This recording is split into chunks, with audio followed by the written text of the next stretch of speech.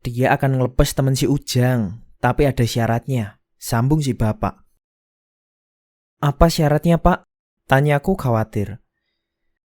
Ujang malam ini harus naik. Dan ambil lagi kotoran yang kemarin dibuang temen si Ujang.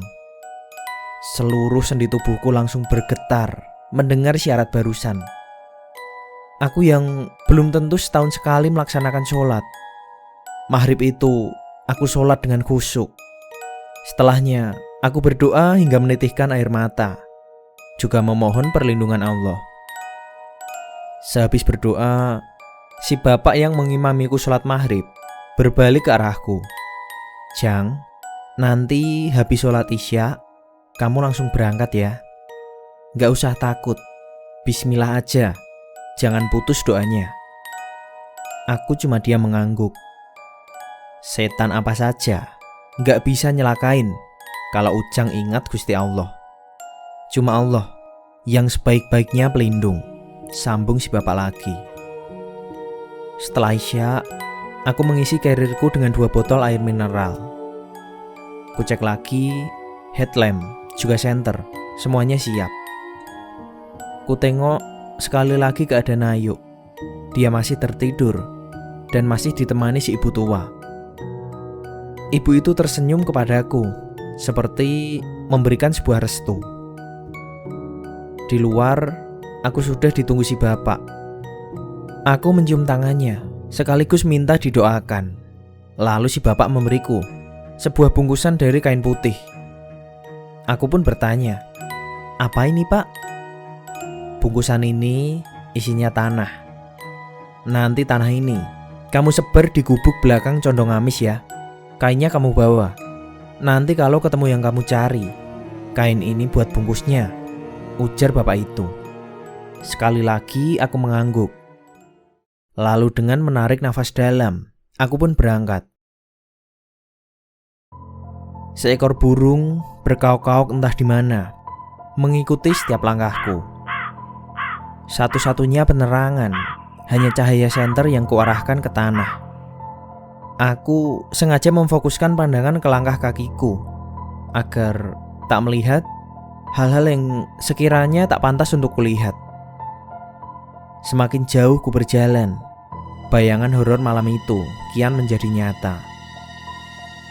Setiap kali bayangan itu muncul, segera ku tepis jauh-jauh, walau sia-sia. Aku berhenti di batas ladang.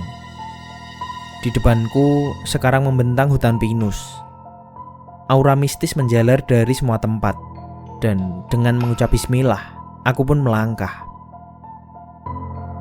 Tiba-tiba aku mencium bau busuk yang sangat pekat. Bulu kuduku juga langsung berdiri. Cahaya senter bergoyang akibat tanganku yang gemetar hebat. Aku tetap memaksa untuk maju walaupun pelan. Setiap kali aku ingin berbalik dan lari, aku selalu diingatkan sosok Ayu yang sedang tidur saat tadi ku tinggal. Bau busuk itu hilang dan berganti bau melati. Sumber baunya begitu dekat, seakan-akan tepat di belakangku. Bulu di seluruh tubuhku meremang, membayangkan sosok apa yang ada di belakang. Tiba-tiba ada tangan sedingin es yang menyentuh bagian tenggukku. Aku istighfar dan berjalan semakin cepat. Dalam situasi seperti itu, tiba-tiba aku teringat dengan legenda Nini Pelet yang konon katanya berkeliaran di antara pohon-pohon pinus di wilayah ini di waktu malam hari. Juga sosok Nyai Kembang, pengantin wanita yang mati saat tengah mengandung dan mayatnya dibangkitkan. Pikiran tentang Nyai Kembang dengan wajah pucatnya menyeringai di belakangku cukup untuk langsung membuatku berlari panik. Entah berapa lama aku lari tanpa mempedulikan jalan yang saat ini sudah mulai menanjak. Bayangan Nyai Kembang yang menyeringai sungguh menerorku. Hingga akhirnya aku tersungkur karena kakiku terkait akar pohon yang melintang. Sekitarku sudah bukan lagi hutan pinus, melainkan pohon-pohon tua raksasa. Di depanku, jauh ke atas, nampak sebuah bangunan gubuk kayu. Dari posisiku saat ini, bayangan gelap bangunan itu yang sedikit diselimuti kabut tipis seakan memberiku peringatan untuk jangan coba-coba berani mendekat. Dengan ragu, ku senteri bangunan kosong itu. Mungkin ini yang dimaksud gubuk condong amis yang dimaksud oleh si bapak tadi. Pelan dan ragu, aku mendekati bangunan di tengah hutan ini. Sosok gelap bangunan ini saja sudah cukup untuk mengintimidasiku. Pohon-pohon hitam di sekitarnya dengan ranting kurus yang ada di pikiranku bagaikan tangan orang mati yang menjuntai di sana sini. Aku berhenti 10 meter di depannya, menyorot-nyoroti cahaya senterku menuju ke setiap pojok ruangan. Aku lega setelah tak ada sosok apapun yang bersembunyi di kegelapan. Tanganku merogoh kantung celana dan mengambil bungkusan putih berisi tanah. Warna putih kain itu langsung membuatku bergidik ngeri. Kubuka ikatannya, lalu kutuangkan tanah di dalamnya ke tanganku. Lalu kuambil tanahnya. Kutarik nafas. Langsung aku berlari menuju ke belakang pondok ini. Dan secepatnya ku sebar tanah tadi sesuai permintaan si bapak. Aku sengaja melakukannya dengan cepat karena aku juga ngeri membayangkan apa yang ada di belakang pondok itu. Tiba-tiba muncul sebuah wajah putih menyembul di antara semak-semak. Matanya membelalak lebar tepat di depanku. Aku langsung jatuh sambil berteriak histeris. Ketika aku memberanikan diri membuka mata, sosok itu berdiri di sana bertolak pinggang. Aku masih dalam keadaan terduduk. Aku syok. Sosok itu mengeluarkan suara yang aneh, namun terdengar normal. Apa-apaan woi? Aku langsung menguasai diri. Sosok itu ternyata seorang manusia biasa, seorang pendaki. Aku masih bengong tak percaya melihat manusia normal berdiri di depanku. Sosok itu bicara lagi. Kali ini tangannya menunjuk ke kolong gubuk. Apa-apaan nih? Mie gue jadi gak bisa dimakan woi. Aku pun terpana. Mataku bolak-balik melihat sosok itu dan mie yang baru direbus di atas kompor portable kotak. Benar, mie itu sudah bercampur dengan tanah merah yang tadi kulempar. Ketika makin tenang, aku baru menyadari sosok itu memang manusia biasa yang memakai kemeja lapangan berwarna hitam, celana PDL, dan juga sepatu running. Kulihat sekali lagi, sepatu runningnya menapak ke tanah. Dia benar manusia, ucapku dalam hati. Dia menggambit tanganku dan menolongku berdiri. Aku ditatap dari atas ke bawah, kemudian ke atas lagi. Apa-apaan barusan? Katanya lagi. Maaf bang, saya beneran gak tahu ada orang di sini. Aku pun minta maaf. Naik berapa orang?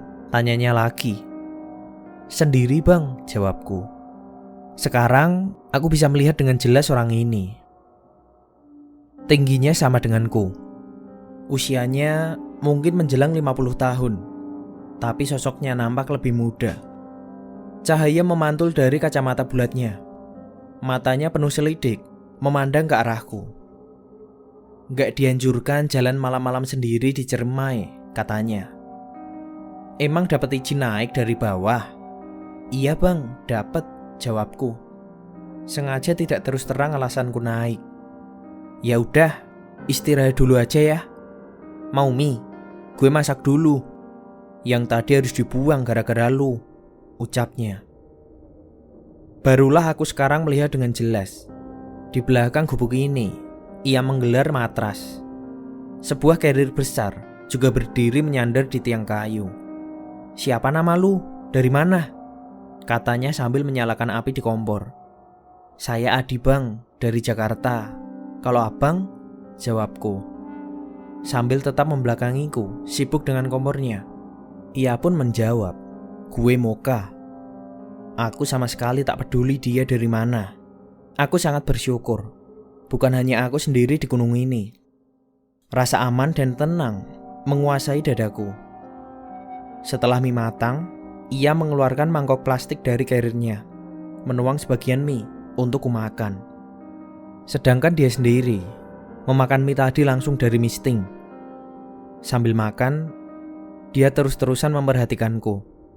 Setelahnya ia mengeluarkan sebuah rokok kretek dari kantong bajunya. Lalu ia menghisapnya dalam. "Jadi, lu ya orangnya," katanya, seakan berbicara pada diri sendiri. "Gimana bang maksudnya?" tanyaku, tak yakin arah pertanyaannya. Dia memandangku dengan tatapan kesal. "Kalian tuh ya, semua pendaki sama aja. Bisanya cuman ngotorin gunung, gak punya rasa hormat." Aku terpengangah. "Abang udah tahu ya? Mak Encep nitipin lu ke gua. Dia yang cerita semua. Mulai dari sini sampai atas, lu bareng gua," katanya tadi. Mak Encep siapa ya bang?" tanyaku bingung. "Bocah emang gak ada hormat-hormatnya sama orang tua. Mak Encep yang dari kemarin nolongin lu sama temen lu. Kalau gak ada Mak Encep, temen cewek lu pasti udah lewat, dibawa ke alam lain," jawabnya ketus. Rupanya ibu tua yang terus-terusan menjaga Ayu di Cibunar itu namanya Mak Encep. Aku sama sekali tak bertanya nama ibu tua itu, juga bapak yang menjagaku. Ada rasa menyesal, menyadari betapa kurangnya sopan santunku pada orang yang sudah beberapa hari ini menolongku dan juga Ayu. Mak Encep juga yang jagain lu ngelewatin hutan pinus. Makanya lu bisa aman sampai sini. Kalau enggak, lu bisa dimakan sama setan pengantin tadi. "Tapi saya jalan sendiri bang." "Mak Encep, setan pengantin?" Aku bertanya bingung. Tapi dia tak menjawab.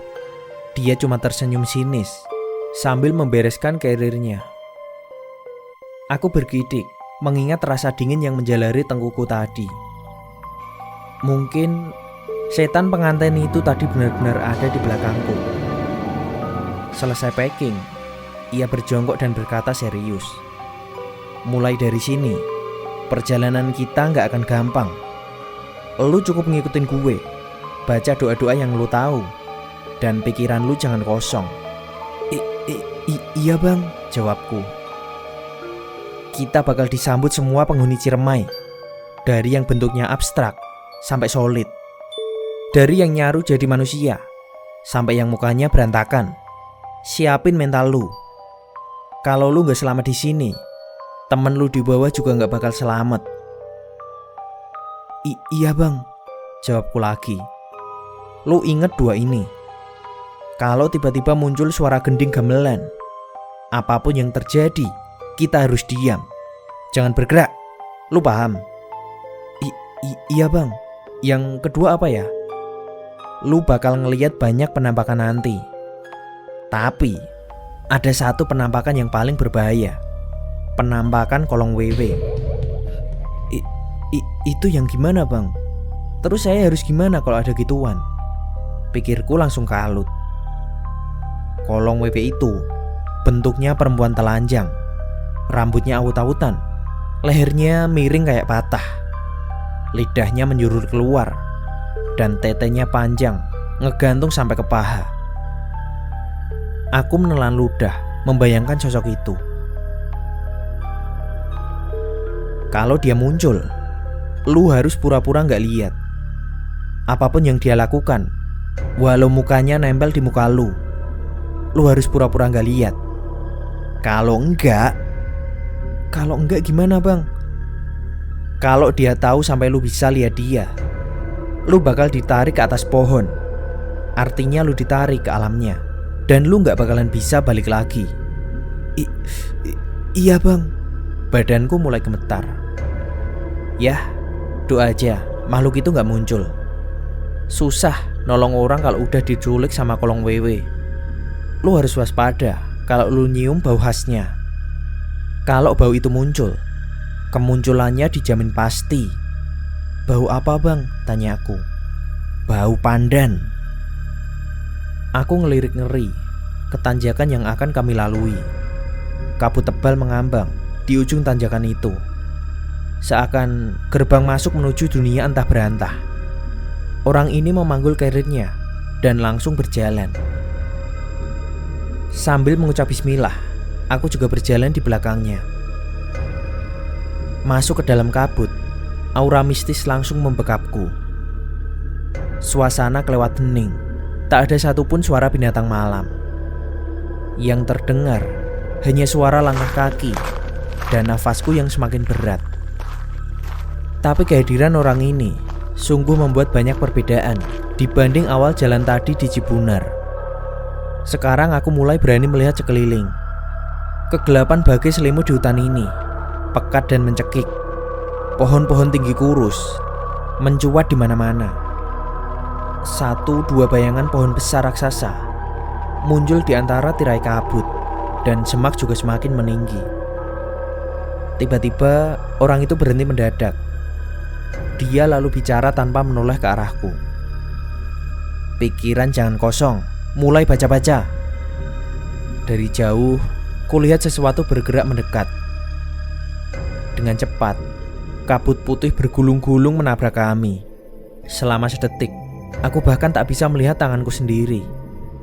Dan kabut itu hilang dalam sekejap. Diikuti rasa dingin, seakan memelukku.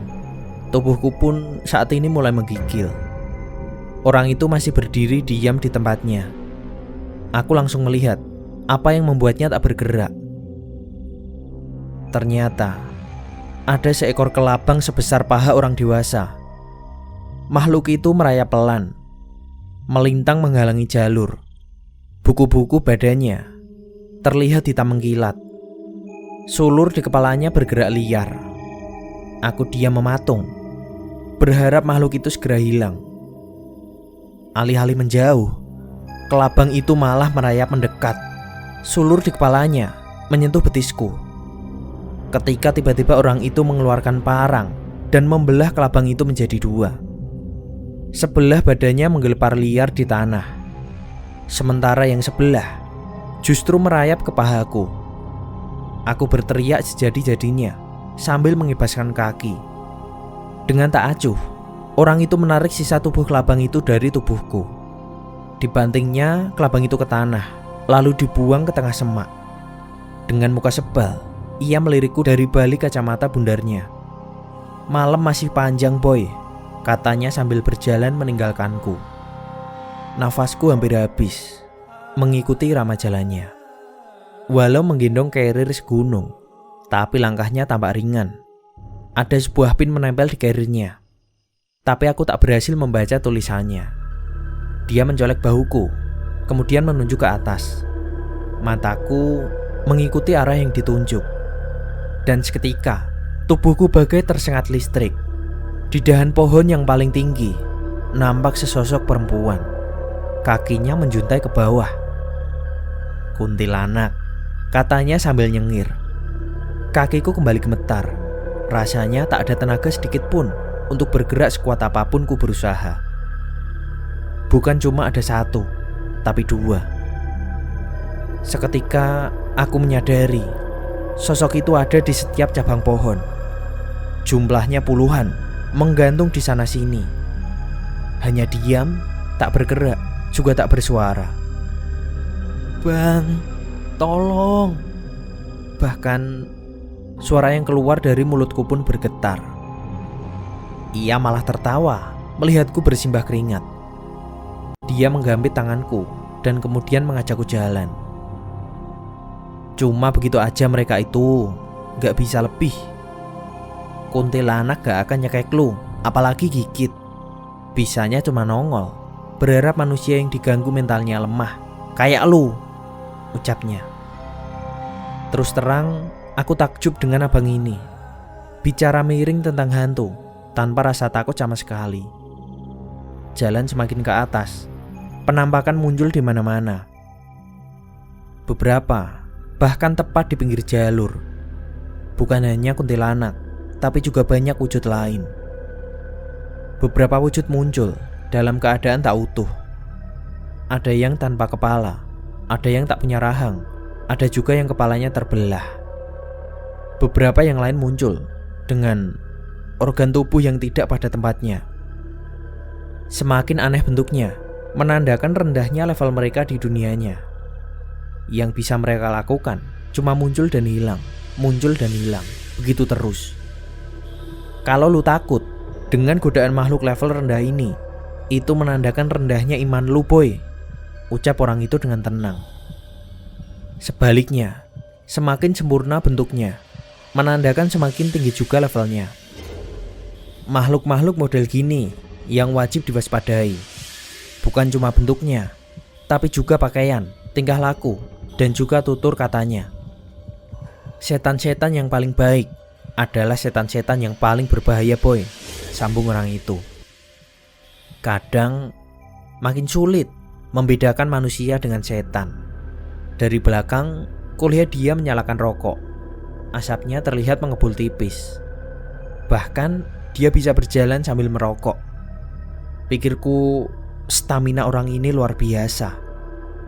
Kuntilanak yang berdiri terlalu dekat di jalur. Ia sembur dengan asap rokoknya dan tiba-tiba langsung menghilang. Dari dulu, di gunung ini sudah tak terhitung banyaknya pendaki yang hilang. Tiap generasi gak pernah kekurangan orang-orang yang gak punya etika kayak lu dan temen lu. Orang itu ngomel sendiri, nyampah, zina, berisik, ngomong sembarangan, nantang-nantang, gitu aja terus. Gak punya etika. Di sebuah persimpangan, kami berhenti. Jalan di sebelah kanan tampak sudah lama tidak terlewati. Bebatuannya berlumut, tanda jarang diinjak orang. Jalan yang sebelah kiri terbuka lebar. Jalurnya tampak jelas sering dilalui. Kalau lu terpaksa sendiri, jalan mana yang lu pilih? Tanya orang itu. Kiri, jawabku dengan cepat. Lu mati, kata orang itu.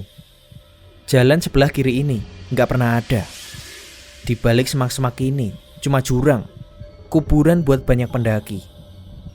Aku terkesiap ketika menyadari kami tak berhenti di persimpangan. Jalur sebelah kiri yang kulihat tadi sekarang berubah menjadi semak belukar.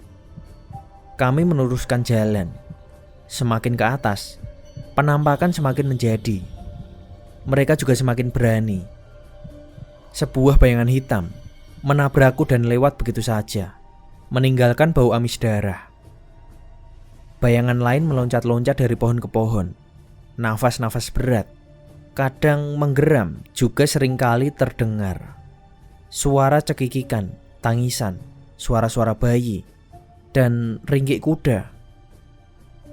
Bau-bauan muncul dan hilang silih berganti. Bau busuk bangkai tercium dari bawah pohon tumbang, digantikan bau harum melati. Sesekali, bau anyir darah menyergap. Orang itu tiba-tiba berhenti mendadak dan memberiku aba-aba untuk diam. Semua bau-bau itu hilang mendadak, digantikan bau yang asing. Aku mencoba mengingat-ingat, pernah mencium bau ini entah di mana. Bulu kuduku langsung meremang saat kesadaran menyergapku. Ini bau pandan. Berarti kalong wewe. Nah, sekian cerita dari part kedua ini. Jangan lupa like dan subscribe untuk mengetahui bagaimana kelanjutan Adi dalam perjalanannya di Gunung Ciremai. Siapakah juga sosok Bang Moka ini? Tunggu kelanjutan selengkapnya. Dan wassalamualaikum warahmatullahi wabarakatuh.